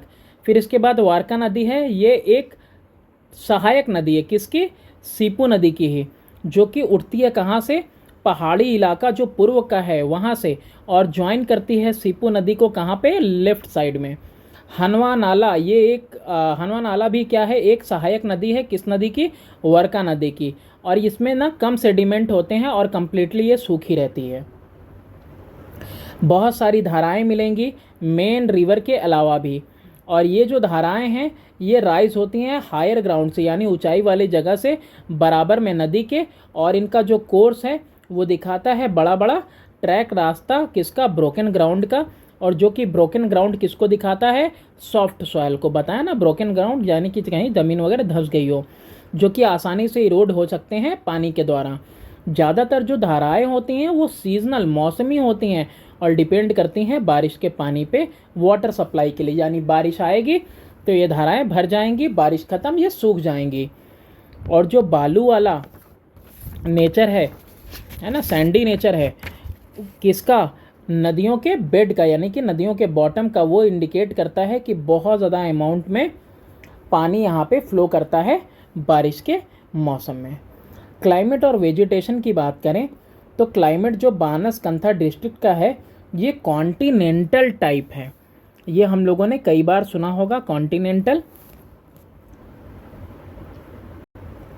कॉन्टिनेंटल टाइप वाले में होता क्या है ना कि कोल्डर विंटर होते हैं, लॉन्ग लास्टिंग स्नो होता है, और शॉर्ट ग्रोइंग सीज़न होते हैं, तो इसको कॉन्टिनेंटल टाइप बोलते हैं। तो यहाँ का क्लाइमेट भी ऐसा ही है। हॉट समर सीज़न में जो हीट है, क्या है, हीट है, गर्मी है, वो बिल्कुल काफ़ी भयानक होती है और टेम्परेचर 47 डिग्री सेल्सियस बढ़ जाता है। एंड इट, और बहुत ज़्यादा ये तीव्र हो जाता है उत्तरी इलाके में, उत्तर पश्चिमी इलाके में और पश्चिमी इलाके में। 3 तरह के क्लाइमेटिक सीज़न यहाँ पे मिलेंगे। एक तो समर गर्मी मिलेगा, हॉट एंड ड्राई रहेगा जो कि मार्च से लेकर जून तक रहेगा। फिर मानसून रहेगा हॉट एंड वेट जुलाई से सितंबर तक, और फिर ठंडा और सूखा मौसम रहेगा अक्टूबर से फरवरी तक। तो 3 मौसम यहाँ पे मिलते हैं, तो इसीलिए इसको कहा गया है कॉन्टिनेंटल टाइप। मैक्सिमम टेम्परेचर जो जा रहा है 47 और मिनिमम टेम्परेचर जा रहा है 0 डिग्री सेल्सियस। तो जैसा कि ये जो क्षेत्र है ये कहाँ पे है, पश्चिमी हिस्से में है हिंदुस्तान के, तो यहाँ पे कम बारिश मिलती है इसको than other part of the country, यानी बाकी देश के किसी हिस्से से यहाँ पे कम मिलता है। और यहाँ पे जो सालाना बारिश होती है वो कब होती है, मॉनसून सीज़न में होती है। हाई टेम्परेचर की वजह से और ढेर सारी इवेपोरेशन की वजह से यहाँ पे क्या होता है, झाड़ियाँ वगैरह हब्स वगैरह उग जाती हैं, और ये इलाका सेमी डिजर्ट होता है, यानी अर्ध रेगिस्तान टाइप का वनस्पति यहाँ पे मिलेगा। पूर्ण रेगिस्तान नहीं, अर्ध रेगिस्तान। वनस्पति की बात करें तो जो पहाड़ी इलाका है उत्तरी क्षेत्र का वो कवर है, यानी ढका हुआ है जंगलों से। रेफर किया जा सकता है टोपोशीट में ओपन मिक्स जंगल, अब लिखा होगा कहीं पे ओपन मिक्स जंगल, और डेंस मिक्स जंगल, वहाँ से हम लोग रिलेट कर सकते हैं कि वनस्पति कैसी है। यहाँ पे वो ऐसी मतलब स्क्रब वाली है। जो ग्रीन कलर है वो दिखाता है कि एरिया कैसा है, जंगली है। और यहाँ पे जो वनस्पति है इन जंगलों में, वहाँ पे कैसा है, छोटे छोटे पेड़ हैं और डेसिडियस टाइप हैं। डेसिडियस मतलब जो अपने पत्ते झड़ते हैं साल भर में एक बार, और लंबी लंबी घासें हैं। पहाड़ी एरिया में जहाँ पे जंगल वगैरह क्लियर किए गए हैं वो कैसा, उस पेन स्क्रब उसको भी मार्क किया गया है, टोपो शीट पे दिखाया गया है, जो इंडिकेट करते हैं कि यहाँ पे मॉडरेट रेनफॉल होता है, यानी बारिश कम होती है। सेटलमेंट की बात करें तो ऑलमोस्ट हर तरह का सेटलमेंट यहाँ पे मिलेगा। Almost all the settlement are located in low land में, जहाँ पे पानी आता है ड्रेन्ड बाय रिवर्स, यानी नदी बह रही है। और ये जो इलाका है यहाँ पे लेवल ग्राउंड है और अलुवियल का डिपॉजिट मिलता है नदियों के द्वारा, यानी नदियाँ क्या लेके आती हैं, सेडिमेंट्स, एलुवियल सॉयल लेके आती हैं ना, डिपॉजिट्स, उनकी डिपॉजिट से एलुवियल सॉयल मिलेगा। और जो आपका पहाड़ी इलाका है और जो सैंड हिल्स हैं, यानी बलुहट वाले पहाड़ जो हैं वो फैले है, वहाँ पे स्कैटर्ड सेटलमेंट मिलेगा, यानी दूर दूर घर मिलेंगे, क्योंकि वहाँ पे टोपोग्राफी अनफेवरेबल है, फेवर में नहीं है ना, मदद नहीं करती है कि लोग आसपास रहें। मतलब ऐसा इलाका है जैसे कि भाई पहाड़ी एरिया है तो कहाँ से लोग एक दूसरे के करीब रहेंगे, पहाड़ों पे घर बनाना कितना मुश्किल होता है। और वहाँ पे लैक ऑफ कल्टीवेटेड लैंड्स, यानी कि ज़मीनें ऐसी नहीं हैं जिनको कि आप कल्टीवेट कर सको, एक्सेप्ट फॉर चित्रासनी। चित्रासनी क्या है, रेल रोड सेंटर है, और जो दूसरा सेटलमेंट है वो फैला हुआ है लोलैंड एरिया में, और या तो वहाँ पे न्यूक्लिएटेड सेटलमेंट मिलेगा, वही जो डिफेंस की वजह से एक जगह पे सब जमा होकर घर बनाते हैं, किसी मंदिर वगैरह के पास, मस्जिद के पास, पुलिस चौकी के पास, या किसी झील वगैरह के पास, या फिर आपको डिस्पर्स्ड पैटर्न मिलेगा। बहुत सारे सेटलमेंट वगैरह क्लस्टर्ड भी रहते हैं, कहाँ पे, मंदिर के आसपास। ट्रांसपोर्ट एंड कम्युनिकेशन की बात करें तो जैसे कि यहाँ पे नदियाँ नॉन पेरिनियल हैं, पूरे साल तक भरी नहीं रहती हैं, और पानी इसमें सिर्फ बारिश के मौसम में आता है, तो यहाँ पे बहुत सारा पथरीला रास्ता आपको देखने को मिलता है, जो कि बनाया गया है नदियों के जो है कि ऊपर, है ना, नदियों के ऊपर और धाराओं के ऊपर। ज़्यादातर जो सेटलमेंट है यहाँ पे बिजली है, और बिजली कहाँ से पता चल रहा है, पावर लाइंस की वजह से पता चल रहा है। अब ये हम लोगों को कन्वेंशनल साइन अगर खाली दिख जाता ना सही तरीके से, तो बहुत सारी चीज़ें हम लोग यहाँ पे उस साइन को देखते हुए पता कर लेते, लेकिन फिर भी मैं कोशिश करूँगा कि किसी दूसरी वीडियो में इसका PDF साइज़ आपको बताऊँ। ये मैप एक्चुअली में है 55 रुपये का, ठीक है, इसको डाउनलोड करने पे पैसा भी पे करना होगा, तो या फिर यह फ्री में भी मिल जाएगा, PDF मिल जाएगा, तो किसी वक्त आपको मैं बताता हूँ इसका। ऑक्यूपेशन अगर लोगों की बात करें कि लोग किस तरह का व्यवसाय करते हैं, तो ज़्यादातर लोग जो है यहाँ पे इंगेज हैं खेती बाड़ी में, और बहुत सारा यहाँ पे एरिया जैसे कि येलो वॉश दिख रहा है, तो वो यही दर्शा ही रहा है कि ये सारे एरियाज़ जो हैं कल्टीवेट करने के लायक हैं।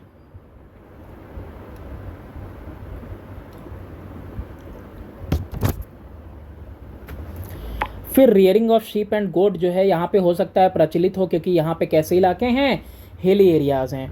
जो लोग यहाँ पे गांव में रह रहे हैं जंगल के बगल में, वो हो सकता है कि इंगेज हों जंगल के सामान वगैरह में, प्रोडक्ट्स वगैरह में, और जंगल से लकड़ी वगैरह लेते हों जलाने के लिए।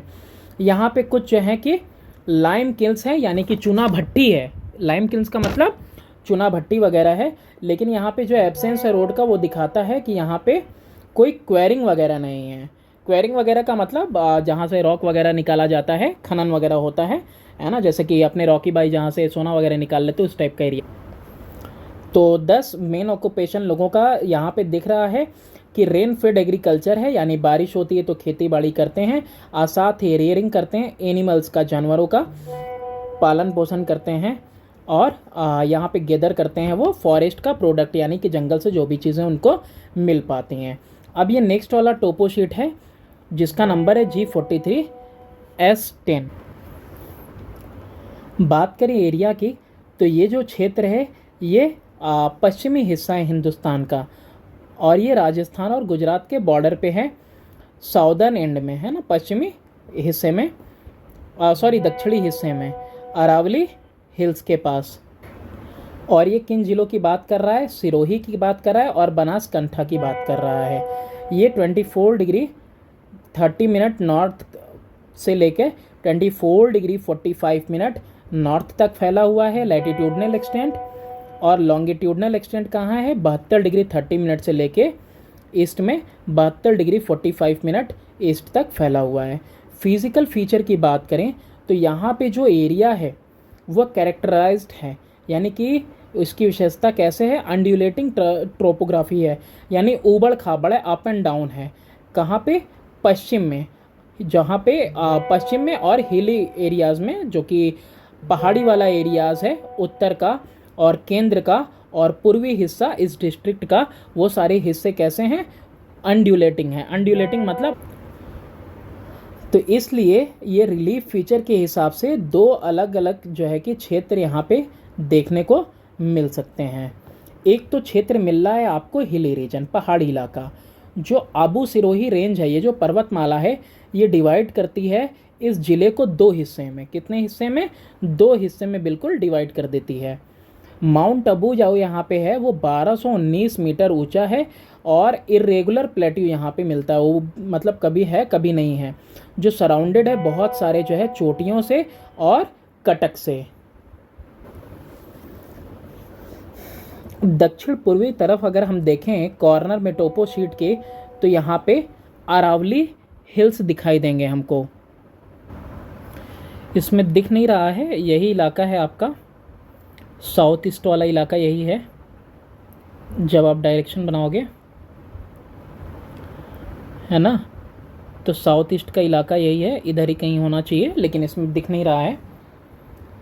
मे बी वैसे तो गूगल करने पे यही मैप आया था आपका G43S से S10 में। अच्छा ठीक है, वैसे देखते हैं यहाँ पे जो अरावली का जो हाइट है वो लगभग कितना गया हुआ है, 1400 मीटर, यानी 1.5 किलोमीटर तक। अरावली हिल्स रन करती हैं नॉर्थ ईस्ट से, है ना, नॉर्थ ईस्ट से कहाँ तक जाती हैं? साउथ वेस्ट तक जाती हैं। And the ranges are more or less parallel, यानी कि ज़्यादातर ये कैसे हैं, मतलब पैरेलल है, मोर और लगभग पैरेलल हैं। प्लेन्स है यहाँ पे, एक तो यहाँ पे हिली रीजन मिल गया, हिली रीजन के अलावा दूसरा जो है यहाँ पे प्लेन्स है। जो रिमेनिंग पोर्शन है टोपो शीट का वो ऑक्यूपाइड है, घिरा हुआ है किससे? सेमी डिजर्ट प्लेन से। देखो ये जितना भी इलाका है ना, ये सब कॉजवे वाला इलाका है, ये सब कॉजवे है ये सब, जो वाइट कलर का आपको इस तरीके का दिख रहा है। मार्क्ड है किससे? आइसोलेटेड हिल लॉक से and chain of hills forming eastern fringe of the Thar desert, यानी कि ये जो है किनारा है ना, फॉर्म करता है, ये जो चेन है हिल का, ये किनारा फॉर्म करता है किसका? अब पूर्वी किनारा थार डिजर्ट का। ड्रेनेज पैटर्न देखो मेन रिवर में, तो यहाँ पे कौन सा है ड्रेनेज पैटर्न में? ये एक अलग टॉप है ऊपर, और इसमें हम लोग देखने वाले मेन रिवर। ड्रेनेज पैटर्न में मेन रिवर, तो सीपू नदी जो कि निकलती है पहाड़ियों से उत्तर के अबू पहाड़ी के, और फ्लो करती है कहाँ पे? दक्षिण पश्चिमी दिशा में। और जो राइट बैंक है ट्रिब्यूटरी का, जो राइट बैंक ट्रिब्यूटरी है यानी कि सहायक नदी है सीपू नदी की, वो कौन सी है? शुक्ली नदी है, उदावाला है, देवर नदी है। मेन नदी कौन है? सीपू नदी, और ये तीनों उसके क्या हैं? ट्रिब्यूटरी हैं, सहायक नदियाँ। ये राइट में है, और लेफ्ट बैंक में आए सीपू नदी के, तो यहाँ पे देवंगन नदी है, यानी ये उसकी जो है सहायक नदी है, गोगुआ नदी है, और दूसरा एक जो है कि बिना नाम की नदी है जो फ्लो करती है दोलपुरा में। दो और जो है कि यहाँ पे नदियाँ हैं जो मेंशन है यहाँ पे एकदम बिल्कुल एक्सट्रीम में अंत में साउथ के, वो है आपका झंबुआ नदी, और एक है गोमती नदी। एक और नदी है यहाँ पे जिसका नाम है तारेपारा नदी, जो कि आपका आरक्षित वन एरिया। बुक में तो ऐसे भी आपके मैप दिया नहीं है, ये तो वैसे मैंने वही गूगल से ही निकाला है, तो आप एक बार देख लेना, मैप चेक कर लेना अगर आपको कहीं मिले तो, है ना। उसमें देखोगे तो नज़दीक करोगे तो सब कुछ जूम करने पे आपको दिखाई देगा। जो पैटर्न है ड्रेनेज का पहाड़ी इलाकों में वो रेडियल है। रेडियल मतलब ऊपर ऊंचाई से पानी चारों तरफ चारों दिशाओं में निकलता रहता है। अबू जो कि हाईएस्ट पॉइंट है इस इलाके का, वहाँ से जो नदी है वो रेडिएट करती है सारे डायरेक्शन में, है ना। और जो प्लेन रीजन है यानी समतल इलाका है, जो अपर कोर्स है रेवी का, वो नदी का, वो फॉर्म करता है डेंड्रेटिक पैटर्न, यानी वहाँ से कैसा पैटर्न है? डेंड्रेटिक है। कोई यहाँ पे जो है प्राकृतिक झील नहीं मिलती इस ज़िले में। दो यहाँ पे कृत्रिम झील मिलते हैं, एक है नखी तालाब और दूसरा है अलवर तालाब माउंट आबू में। क्लाइमेट और वेजिटेशन की अगर हम लोग यहाँ पे बात करें तो यहाँ पे भी 3 तरह के क्लाइमेटिक सीज़न मिलते हैं। गर्मी मिलती है जो कि काफ़ी गर्म होती है, सूखी होती है, मार्च से जून तक। मानसून जो कि गर्म और थोड़ा सा नम होता है, गीला होता है, जुलाई से सितंबर तक। और जो जाड़ा है वो ठंडा और बिल्कुल सूखा होता है, जो अक्टूबर से फरवरी तक मिलता है, बिल्कुल उसी की तरह ये भी है। मैक्सिमम टेम्परेचर यहाँ पे 47 डिग्री सेल्सियस जाता है। ठीक है, इसका भी एकदम बिल्कुल उसके सिमिलर ही जा रहा है ना। उसका भी इतना ही गया था। हाँ ठीक है, उसका भी इतना ही गया था, कोई हैरत की बात नहीं है। मैंने सोचा कि शायद दोबारा मैंने लिख दिया क्या। अच्छा, समर गर्मियाँ यहाँ पे जो है कि बहुत ज़्यादा टेम्परेचर यहाँ ज़्यादा होता है, 47 डिग्री सेल्सियस है। और मिनिमम टेम्परेचर कभी कभी जनवरी दिसंबर में 0 डिग्री सेल्सियस चला जाता है। बारिश 50 से 100 सेंटीमीटर तक होती है मानसून सीज़न में। आंधी आ गई इधर मेरे घर की तरफ, हवाएं काफ़ी तेज़ चल रही हैं, दरवाजे अपने आप खुल रहे हैं। रेनफॉल है जो केंद्रीय पार्ट में कहो इस ज़िले के, जो पहाड़ी के आसपास, वो डिक्रीज़ करती जाती है जैसे आप नॉर्थ की तरफ जाओगे और साउथ वर्ल्ड की तरफ जाओगे। यहाँ से केंद्र से जैसे ही आप उत्तर दिशा में या दक्षिण दिशा में जाओगे तो रेनफॉल जो है वो घटती चली जाती है। यानी सेंट्रल में, केंद्र में ज़्यादा बारिश होती है। वनस्पति की बात करें तो जो पहाड़ी इलाके हैं वहाँ पे डेसिडस, वही पत्ते झड़ने वाले जंगल हैं, ऐसे पेड़। हाँ जंगल है, सही बात है कि जंगल में ऐसे पेड़ हैं जो कि वो झड़ते हैं, उसके पत्ते। छोटे छोटे पेड़ हैं यहाँ पे मिलते हैं। और प्लेन रीजन पे वही स्क्रब मिलेगा, झाड़ झंकाड़ मिलेगा, थॉर्न यानी कि वो नुकीले बुशेस वगैरह झाड़ियाँ मिलेंगी यहाँ पे। और कोई यहाँ पर खेती वगैरह नहीं होती है। सेटलमेंट की बात करें तो ज़्यादातर सेटलमेंट, अब ये देखो ये इनकम्प्लीट मैप इसलिए भी है ना क्योंकि यहाँ पे बाकी सारे इन्फॉर्मेशंस नहीं दिए हुए हैं, है ना। यहाँ पे सिंबल्स वगैरह वो सब चीज़ें लीजेंड की वो सब यहाँ पे एब्सेंट है। और यहाँ पे स्केल वगैरह भी नहीं दिया हुआ है। ज़्यादातर जो सेटलमेंट है वो न्यूक्लिएटेड है या फिर डिस्पर्स्ड है। न्यूक्लिएटेड मतलब एक जगह पे या फिर बिल्कुल दूर दूर फैली हुई। माउंट आबू एक पहाड़ी इलाका है हाई एल्टीट्यूड पे, जो कि एक अच्छा खासा प्लीजेंट क्लाइमेट देता है। बहुत सारा यहाँ पे टूरिस्ट अट्रैक्शन का प्लेस है। हनुमान जी का मंदिर है, सतका देवी का मंदिर है, आधार अर्बुदा देवी का मंदिर है, रघुनाथ जी का मंदिर है, दिलवारा जैन टेम्पल है, गौतम महर्षि मंदिर है, एटसेट्रा। बहुत सारे मतलब टूरिस्ट की जगह हैं। और यहाँ पे जय विलास पैलेस भी है और 2 कृत्रिम लेक भी हैं, एक नाखी तालाब और एक अलवर तालाब। ट्रांसपोर्ट और कम्युनिकेशन की बात करें यहाँ पे, तो यहाँ पे पक्की सड़कें हैं जो कि मोड ऑफ ट्रांसपोर्ट है ना। यहाँ पे पक्की सड़क मिलेगी। नेशनल हाईवे 168 गया है। ट्रांसवर्सेस का मतलब होता है जो कि पार करता है स्टेट ऑफ राजस्थान और गुजरात को। और ये कवर करता है डिस्टेंस 144 किलोमीटर का, थोराड से सिरोही तक। और बहुत सारे यहाँ पे कॉजवेज, वही वो पत्थर वाले जो है कि रास्ते मिलेंगे रिवर पे और नदियों में और जो है कि आपको धाराओं पे। अनादरा एक इम्पॉर्टेंट सेटलमेंट है जहाँ पे हर तरह की फैसिलिटी मिलेगी। अनादरा जगह का नाम है। यहाँ पे पुलिस चौकी भी है, डिस्पेंसरी, दवाई की दुकान भी मिलेगी जहाँ मरहम पट्टी हो जाए आपकी, ठहरने का जगह भी मिलेगा, मेटल रोड भी। दंतराई, पामेरा, वाहन, भातना, दत्तानी, सिरोरी, सनवारा, रेवदार, मालगांव, यहाँ पे भी क्या मिलेगा आपको, पोस्ट ऑफिस। ऑक्यूपेशन की बात करें लोगों की तो यहाँ पे मेन व्यवसाय वो दिखता है एग्रीकल्चर हो रहा है, जो कि प्लेन एरियाज में है, जैसा कि येलो पैचेस से दिखाई देता है। जो दिखाता है येलो कलर, क्या दिखाता है येलो पैच, कि वहाँ पे जो लैंड है वो कल्टिवेबल है, मतलब खेती वहाँ हो सकती है।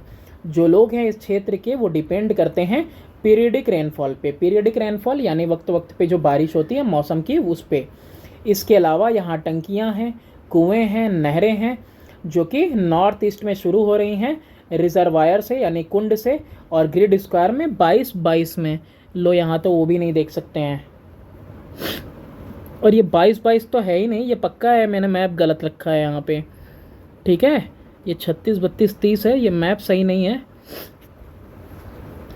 ग्रीन कलर जो हिली रीजन का है वो इंडिकेट करता है फॉरेस्ट का प्रेजेंस, जो कि काफ़ी ज़्यादा घना जंगल है और ओपन मिक्स जंगल भी यहाँ पे आपको मिलेगा। पीपल यहाँ पे जो है may be occupied, animal layering वगैरह भी लोग करते होंगे, क्योंकि यहाँ पे जो है कि वो इलाका भी ऐसा है, हिली एरिया। पहाड़ी इलाकों में मेनली क्या काम होता है, वही भेड़ बकरियाँ चलाने के लिए काफ़ी अच्छी जगह मिलती है। कुछ लोग यहाँ पे एम्प्लॉयड होंगे पोस्ट ऑफिसेज में। अब पोस्ट ऑफिस है तो जाहिर सी बात है लोग नौकरी कर रहे होंगे, पुलिस चौकी में, हॉस्पिटल क्योंकि डिस्पेंसरी है, रेस्ट हाउसेज में काम करते होंगे, और कुछ लोग में भी वर्क करते होंगे वो ईंटे की भट्टी वगैरह में। इसके अलावा जो लोग सेटलमेंट में रहते हैं वो कनेक्टेड हैं किससे, नेशनल हाईवे से, NH 168 से, और शायद वहाँ पे रोड साइड में ढाबा वगैरह भी होगा, पेट्रोल पंप भी होगा, मोटर मैकेनिक का भी लोग काम वाम करते होंगे। तो ये सारी चीज़ें ना अंदाज़ा लगाई जाती हैं। तो मेनली बहुत सारा इसमें मिस्टेक हुआ है, मतलब मैं इसको एक्सेप्ट करता हूँ, लेकिन देखो ऐसा है ना कि मैं बंद नहीं कर सकता वीडियोस बनाने। मैं कोशिश करता रहूँगा कि थोड़ा सा अब नेक्स्ट टाइम जब भाई बनाऊँगा अगर इसी चैप्टर को दोबारा, तो इससे बेहतर बनेगा, जाहिर सी बात है।